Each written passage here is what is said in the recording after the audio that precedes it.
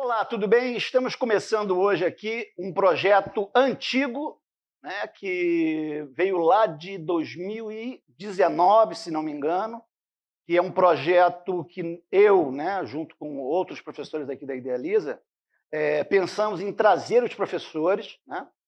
Vai se chamar, é um plano, é um piloto, né, pode-se dizer, mas o projeto vai se chamar Entrevista Inverta, né? A gente pensou em Inverta Entrevista, mas eu, como sou uma pessoa muito sem ouvir opiniões, falei que é entrevista inverta, né? E vai ficar entrevista inverta. Bem Okay. democrático. Muito democrático, coisa da minha parte.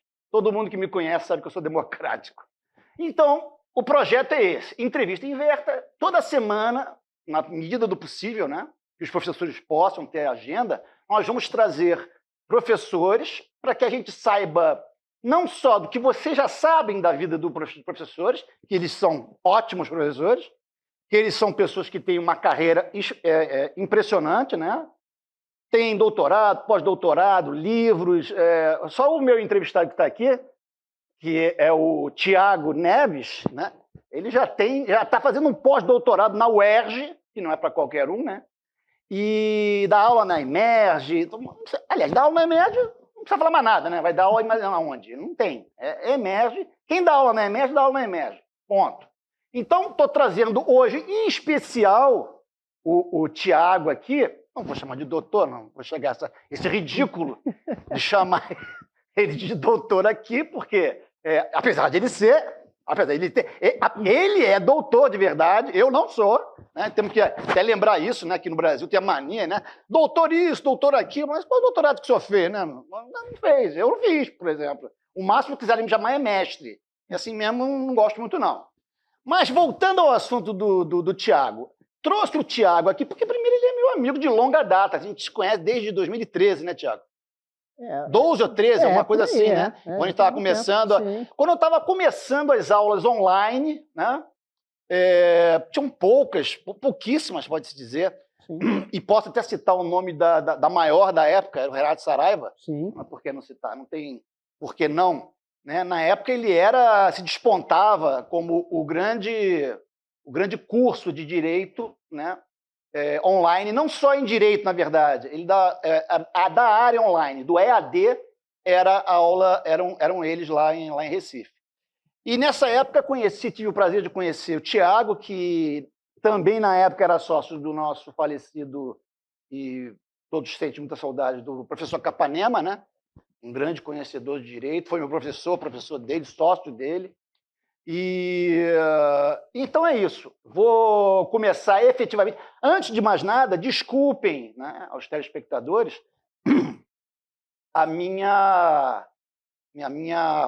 meu ato de entrevistar, né, vamos dizer assim, minha falta de ato de entrevistar, minha falta de cacuete para isso, porque eu sou um reles professor, né? E estou tentando aqui agora ser um professor que entrevista também. Talvez um dia alguém me entreviste, não sei, ainda não combinei com ninguém. Eu sento aqui, sento ali, sento aqui, eu pergunto, vai ser ótimo eu perguntar para mim mesmo, né, Tiago? Você vai saber responder. Não vou errar, essa eu não vou errar, só faltava essa, não vou errar. Então, quem sabe no futuro eu consiga entrevistar a mim mesmo. Mas enquanto isso não acontece, vamos começar a entrevista então, efetivamente, né? Com todas as desculpas, as vênias possíveis, máximas vênias, isso é bonito, né, na nossa área. Fica bonito. Máxima fica vênia. Chique. Mas chique? Chique. Fica chique. Eu não posso me conter, mas uma vez o seu ex-sócio e o professor Silvio Capanema, uma vez deu uma palestra para falar sobre uma lei que tinha relevância muito grande na área médica. E ele contava, né, que saiu uma briga muito grande entre médicos lá que discordavam disso ou daquilo, e houve um constrangimento muito grande, e no intervalo foram pedir desculpas, né? Pediram desculpa ao professor Capanema, só quero que você me desculpe. Aí a Capanema, como você conhece muito melhor do que eu, ele disse, você não tem que pedir desculpa, você só tem que inventar uma palavra, vênia, máxima vênia, data vênia, aí pode xingar a mãe, o pai, o filho. Assim se você tivesse aí, né, pode falar, a máxima vênia, mas o senhor é uma besta, né? Fica tudo muito bem, tudo mal acabado. Mas, enfim, vamos voltar aqui, ou começar aqui a entrevista. Tiago, Eu quero que você comece falando sobre a tua, não vou dizer infância, né? Mas falar sobre a sua família, né? Que toda ela girou, agora mesmo nos bastidores estavam falando, que toda ela girou em torno, foi primeiro da sua avó, né? Ela criou um curso. Fala para mim um pouco sobre esse curso. Bom, primeiro, gente, bem-vindos a esse bate-papo, né? Acho que a gente não vai ver isso como uma entrevista. Não, de maneira nenhuma. E te agradecer, João, pelo convite. Né? Você é mais do que um amigo, você é um irmão, né? Então, um convite como esse, mesmo eu não fazendo jus a um grande ibope, né? Não, mas você é um irmão, fez esse convite, então eu estou aqui. A minha história de família, principalmente ligado ao meio jurídico, né? A própria ideia mesmo de eu seguir a carreira do direito, ela está diretamente ligada, obviamente, à minha avó.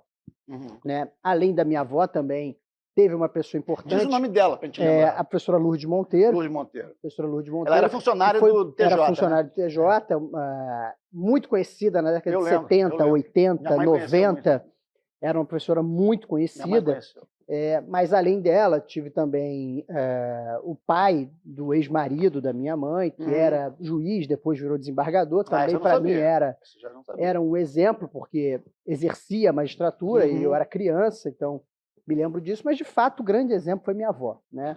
A minha avó, ela tem uma história de vida que é uma história impressionante, né? A minha avó é do interior da Bahia, e absolutamente miserável. Sim. Né? Minha avó dormia em aqueles antigos sacos, que tinha aquele saco de batata grande, de navio. Quando eu acampava, eu usava. A minha avó dormia, quando criança, dentro daqueles sacos de batata. Né?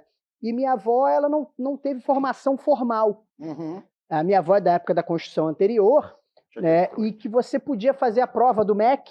Sim. E você tirava o diploma de a minha avó entrou assim. De primário, ginásio, segundo grau. A minha avó não estudou em escolas regulares.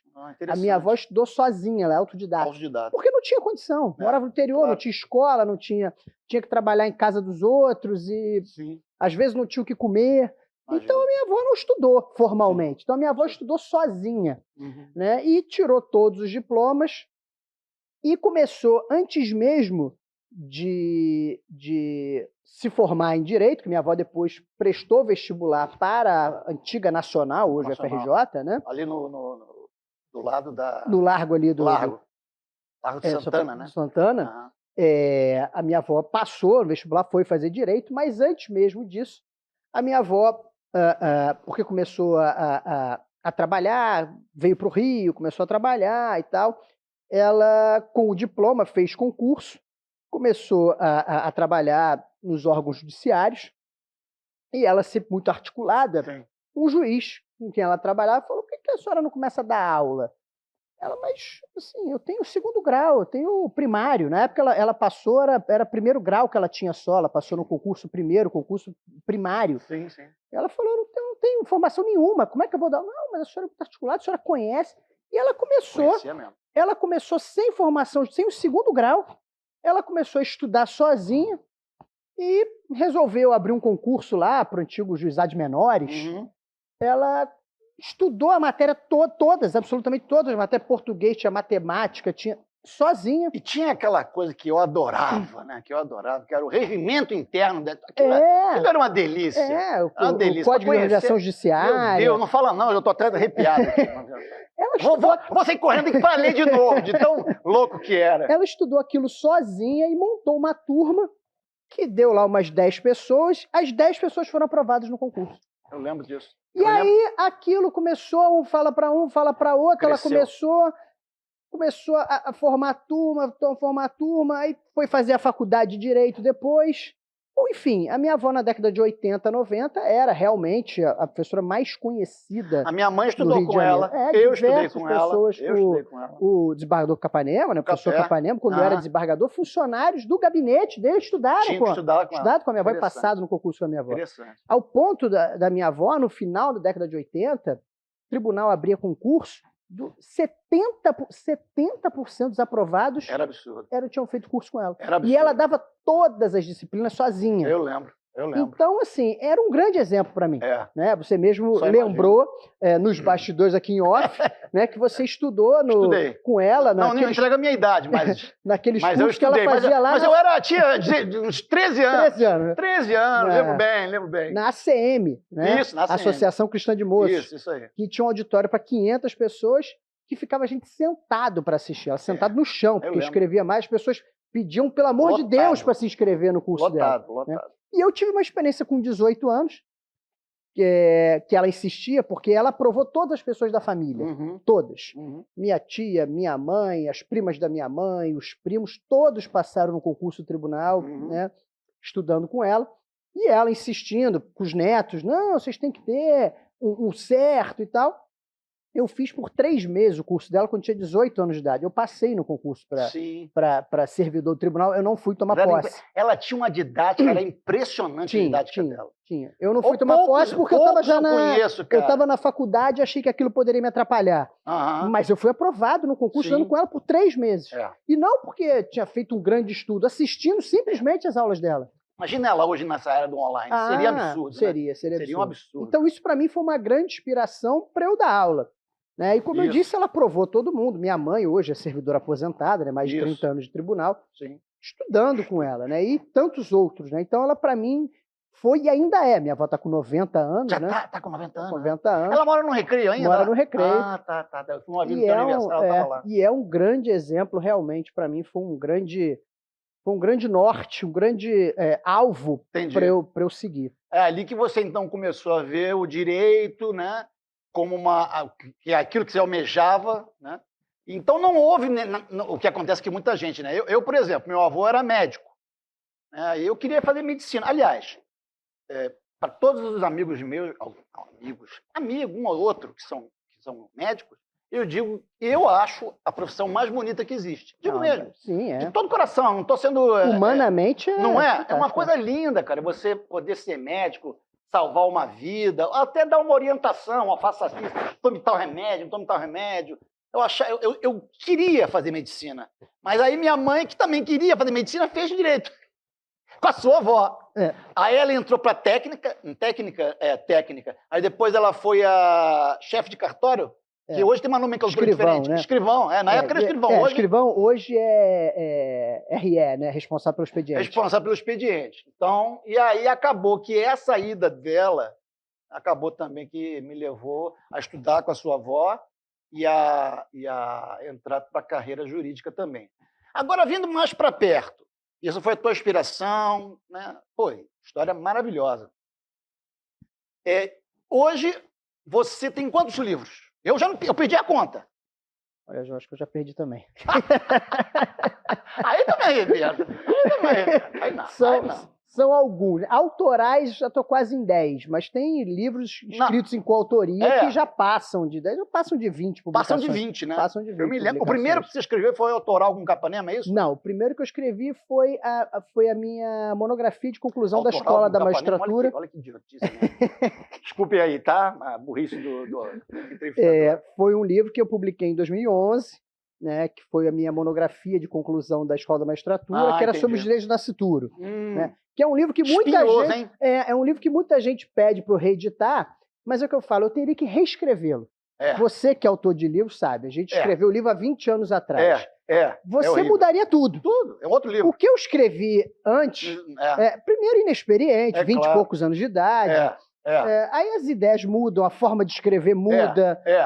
Então, assim, eu teria que reescrever o livro. E o tempo para você reescrever o livro? Dá mais trabalho você reescrever do que você escrever um livro novo. Você sabia que uma vez o Antônio José, lembra do Antônio José? Não sei se hoje é procurador. Nosso procurador-geral do Ministério Público. Exatamente. Ele uma vez falou que, como ele era um cabeção mesmo de processo penal. Era mesmo, e ainda um grande professor. Ele falou que ele comprava o Mirabete, que era o que tinha né? E ele falou que o Mirabete tinha a pachorra, palavras dele, palavra do Antônio José, se quiser me desmentir, ele tinha a pachorra, o Mirabete, de encaixar as leis no meio do livro. Ele tinha uma introdução totalmente contrária, porque a lei era antiga, né? E chegava no meio do livro que mudava alguma coisa num artigo subsequente e ele dizia totalmente ao contrário. Aí ele falava, pô, mas aí não, assim não, pô, tu acabou com o livro, pô. Mas não pode ser assim. Realmente, mas naquela época era Saraiva, se não me engano, era Saraiva. Eu acho era Atlas que publicava Mirabete. Mirabete. Atlas acabou, né? Hoje a Atlas, ela tá dentro daquele grupo GEM, né? Dentro do grupo GEM. Muito bom, muito bom, muito bom. Pronto. Muito bom. Deixa aqui o comentário que era antes o Mirabete fazia isso. E o próprio Antônio José criticava muito. E como o Tiago está falando, não é isso que se deve fazer, né? Você tem que pegar o livro, mudou uma lei, mas mudou o quê? Só um incisozinho? Que não... Aí você pode até colocar ali num pé de página, não sei o quê. Sim. Mas quando muda toda a essência, quanto mais, você falou do Nascituro, isso aí, meu Deus do céu. Aquela época já era uma loucura, me lembro do livro do Leone. Nem sei se o Leone escreve ainda, mas... Escreve, né? Escreve, pois é. Então era uma briga. Ele também teve acho que ele fez um mestrado com esse tema também, se não me engano. A dissertação dele, se não me engano, foi com esse tema também. E eu lembro bem de quem estava na banca dele, o Fachin. Olha que interessante. Meu Deus. Era o Fachin que estava na banca. Bom, enfim, só um adendo aqui. Mas como você falou muito bem, tem uma semana atrás, nós estávamos falando sobre o meu livro, e sem querer puxar a sardinha para o meu lado, mas aproveitando, né? Mas eu dizia o quê? Que eu acho o meu livro... Pode dizer, o que eu acho o meu livro? Você acha ruim. A bosta. Para não dizer. Para não falar a palavra que eu disse, né? O Tiago está elogiando, né, o meu livro, que ele se achou, né? Você está fazendo uma mudança. Vou dar aqui o complemento da coisa, né? O cenário. Ele estava fazendo uma mudança, e no meio da mudança, a gente estava falando no telefone, ele encontrou o meu livro. Lá, jogado Não, brincadeira. Estava lá na estante. Estava atrás da estante. Quando eu tirei a estante, ele apareceu. Ele botou um calço assim de mesa. Ele fez o calço de mesa, aí depois ele lembrou que tinha de montar a estante. Estava lá o meu livro. Pois bem, aí ele começou a falar do livro e eu emendei logo. Olha, isso aí é uma bosta, para não falar aquela outra palavra mais feia ainda, né? A bosta. E ele, muito, muito carinhoso, como sempre foi, falou, não veja assim. Eu falei, pô, tô vendo pior. Se eu ler, isso eu tô falando porque eu tô lembrando. Eu citei gente pra caramba. Eu me lembro que na época eu queria mostrar conhecimento. Primeiro livro, né, Tiago? Aí eu queria dizer que eu sabia tudo sobre concurso de pessoas, crime qualificado. Não tinha nada a ver uma coisa com a outra. O livro era sobre furto, roubo e latrocínio. Eu falei milhões de coisas ali que tinha nada. Súmula vinculante na época, estava saindo. Eu escrevi sobre súmula vinculante. Quase um manual de direito penal. Quase, praticamente isso. Mas que no fundo era um juntadão, né? Um juntadão que não adiantava de chonga nenhuma, mas era uma porcaria. Mas voltando aqui então para o entrevistado, aí você escreveu o teu primeiro livro. Logo depois, aí você estava na Emerge, né? Estudando para a Emerge. Eu tinha concluído a Emerge. Mas já trabalhava no escritório com... Já. Quando eu publiquei o livro, já estava lá trabalhando com ele. Trabalhava lá com ele, né? Já tinha 1 ano trabalhando com ele, que a gente começou a... Na verdade, o Dr. Silvio se aposentou em 2008.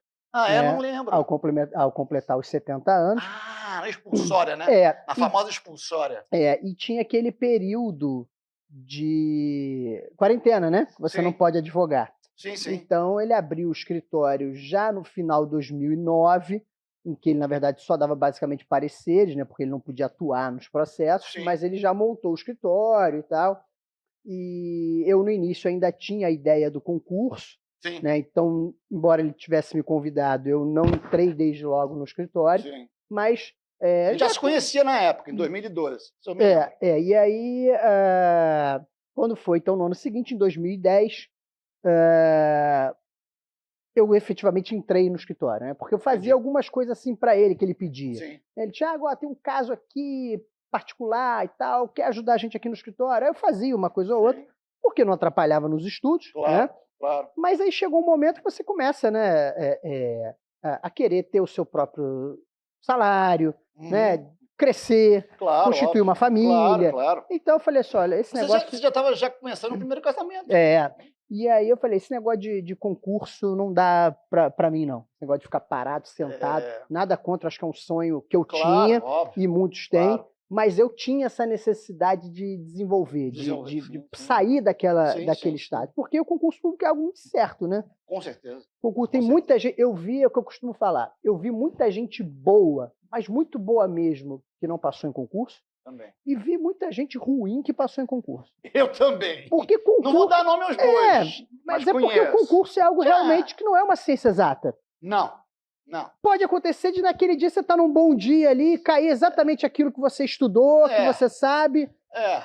E pode ser também o dia que você tinha um pai, tinha um avô, e aí, pá, quando tu vê, você... acontece isso também. Acontece. Infelizmente, mas em todas as carreiras. Não estou sendo específico aqui com a nossa área. Mas realmente, aí, prosseguindo então, aí você foi fazer mestrado na Alemanha, não é isso? Não, ou doutorado? Eu fui fazer o mestrado da UERJ. Da UERJ, aqui no Brasil. Fiz o mestrado na UERJ. E quando eu entrei para o doutorado, eu resolvi fazer... Quem era teu professor lá, só para lembrar? Pra gente dar meu orientador era o Carlos Conder, né? O Carlos Conder. Professor titular de Direito Civil da UERJ. Humberto foi teu professor lá? Não. Humberto é de processo, né?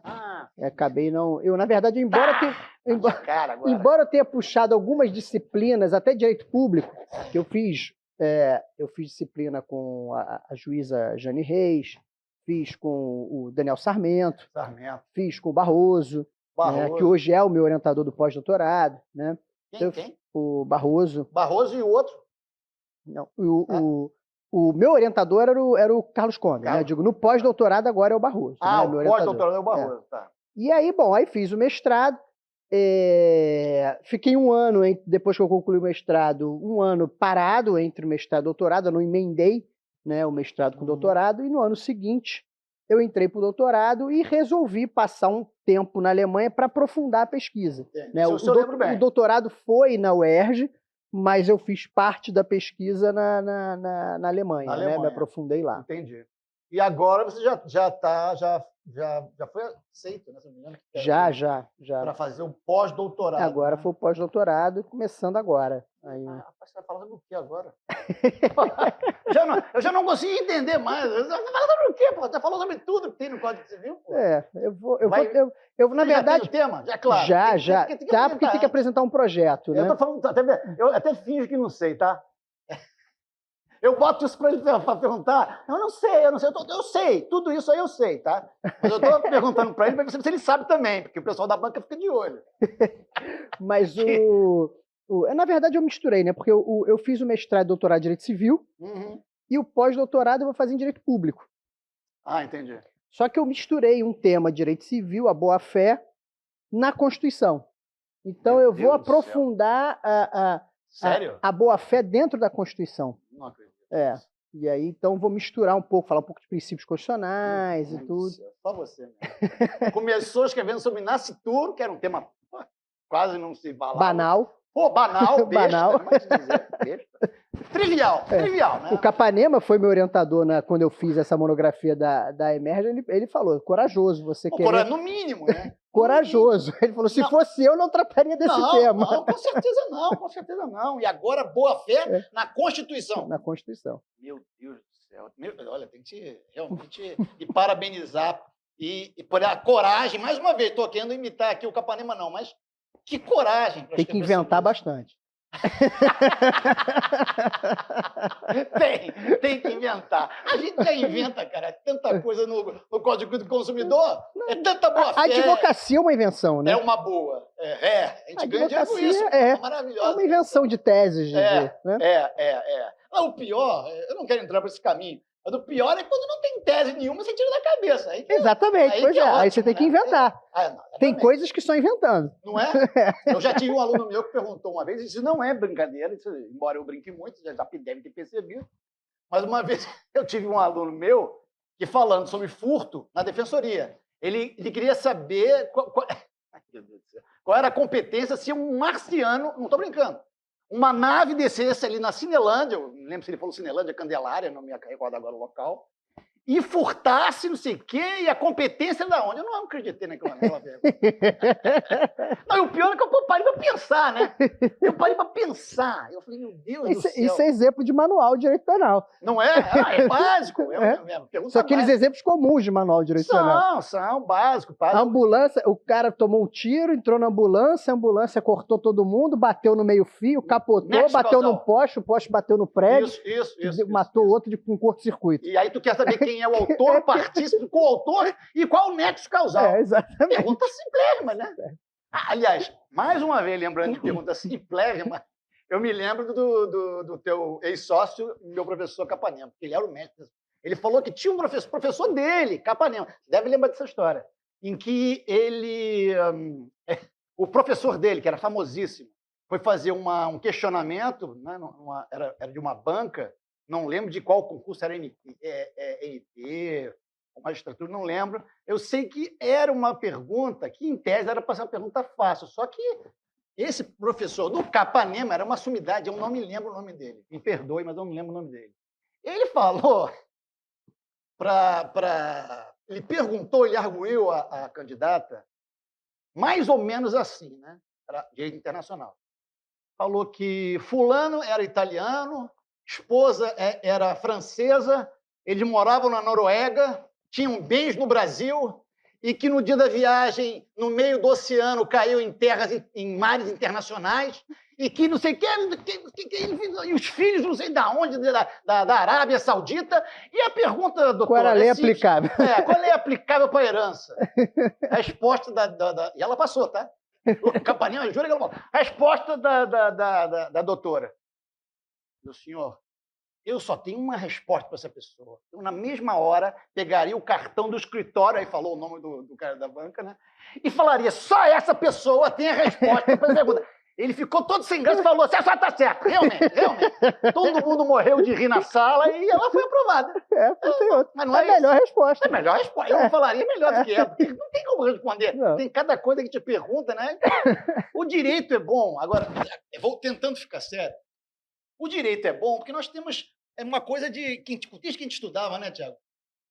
Uma pergunta que, para outras áreas, a gente fala assim, como é que é isso? O cara quebrou o joelho ou só torceu? O cara quebrou, está aqui a radiografia.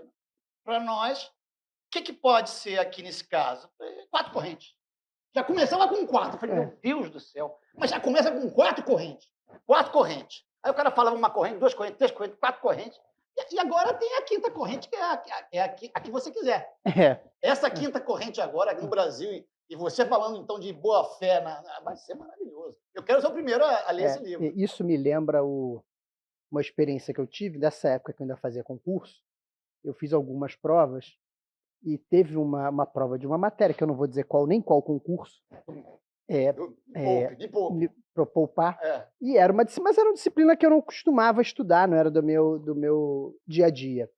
E eram 2 perguntas, eu não fazia ideia de como responder. Então, na hora, eu falei, olha, 2 correntes. Uma corrente defende isso, outra corrente defende aquilo. Na outra questão, 2 correntes, uma corrente defende isso, outra corrente defende aquilo. As 2 questões que somadas davam 10 pontos, eu tirei 8. Aí, que maravilha. Genial, meu Deus do céu. E você vê como é que são, a tal história. O que você estava falando logo no início. Num concurso, depende até do bom ânimo de quem está corrigindo também, né? E o direito, por mais que a gente ache que não, ele é lógica. Sim. Então, se você conseguir pensar em algo lógico, evidente, se não for algo contrário à lei, né? Mas se você conseguir, no caso, eu pensei em 2 saídas lógicas para cada problema. Exatamente. Eu falei, olha só, você pode pensar isso, pode pensar aquilo. Então, tem 2 correntes. E nas 2 questões eu fiz isso. E se tinha 2 correntes, se não tinha, o examinador falou, onde é que ele leu isso? Talvez tenha. Mas faz todo sentido para mim. Né? Mas é isso. Eu me lembro outra também do Capanema, que ele falava para a filha dele, eu não me lembro, uma filha que é juíza hoje. Eu tive até uma audiência com ela uma certa vez. Ele falava para ela assim, minha filha, ela fazia concurso para juiz. Minha filha, não sei por que você estuda Mirabete, por que você estuda Hungria, só estuda o cara da banca, não vou dizer quem era, então também não lembro muito bem, na época da banca. Só estuda o desembargador fulano de tal, que tinha um livro desse tamanho, tinha muita besteira, por isso que até não vou falar mesmo. Mas ela falava isso, ela falava, mas papai, como é que eu vou estudar e responder umas coisas absurdas? Eu falei, meu filho, quem está na banca? É fulano? Então responde a besteira. Depois que você for juiz, aí tu responde o certo. Mas na hora da banca, tu responde que o cara da banca quer. Ele tem, quantos livros ele tem? 1. Ele dá certo, pô. Não deixa de ser. Não deixa de ser, cara, não deixa de ser. Mas já estamos aqui indo para quantos minutos? Quantos minutos a gente está passando já? 30 minutos, acho que é o bastante, né, Baú? Já ninguém vai assistir até os 10, que eu sei. Né? Mas a gente está tentando aqui se esforçar para ver se a coisa pode ir mais longe. Mas ouvimos aqui o lado do professor, o lado da área acadêmica, da família dele. Vimos que o Tiago não é aquele sisudo que ele parece ser, né, nas aulas dele, dá até medo, né? A gente vê ele falando, dá até medo, dá vontade de sair correndo. Sorte aquele que tem a presença dele lá na EMEG, os alunos têm a presença também, que não é isso. Mas quem assiste só online, até a mim também, eu não vou negar, até quem, eu tenho até medo de mim quando eu me vejo nas aulas também. Então, essa é a ideia da entrevista com os professores aqui. Ver o lado da família, o que inspirou ele a fazer o direito, falar sobre o direito. Você vê que a gente não falou de nenhum tema aqui aprofundado, né? Se alguém veio aqui para isso, não é o propósito. Não é o propósito. Ele não vai falar sobre nascituro, até porque eu ia bater nele, se ele fala isso também aqui, e nem eu vou falar sobre latrocínio também, porque também eu ia apanhar. Então não é essa. A ideia aqui não ensina nada. O que vocês quiserem aprender, vocês possam, né? Procurem nas aulas dele, né? Procurem nos livros dele, que já passam de 20, segundo ele, né? E fora os artigos, né? Aí já passou de 70. Já passou de 70 artigos. Então, aqui a nossa ideia não é essa. A ideia é ouvir a história do professor, ver o que o professor faz, como é o professor fora das câmeras, né? E rir um pouco sobre isso. Essa é a grande verdade. Essa é a grande proposta do Entrevista Inverta. É a primeira aula. Desculpe, amigo, falo de aula. É a primeira entrevista. Sem corte. Sem corte, tá? Não tem corte nenhum. Até quantos minutos, Peter, que assiste no Instagram? 1 minuto. 1 minuto. No Instagram vai até 1 minuto. Eu sou velho, mas eu tenho para quem perguntar. No Instagram vai até 1 minuto. Ah, quero ver o resto. Gostei, quero ver o resto. Aí vai lá para o nosso canal do YouTube, Inverta Educacional. Aí vocês vão ver mais 20 minutos, mais 29 minutos de besteira. Entendeu? Besteira, mas pelo menos besteira engraçada, acredito eu, né? Então foi um prazer, né? Quero deixar aqui um agradecimento enorme ao Tiago por ter participado dessa entrevista, a primeira entrevista. Eu tenho certeza que é a primeira de muitas, né? Semana que vem, já aviso, o professor Guilherme Hartmann, que vem falar, e adianto também a outra, do dia 22 ou 23, que é com Marcos Dias. 2 professores também extraordinários.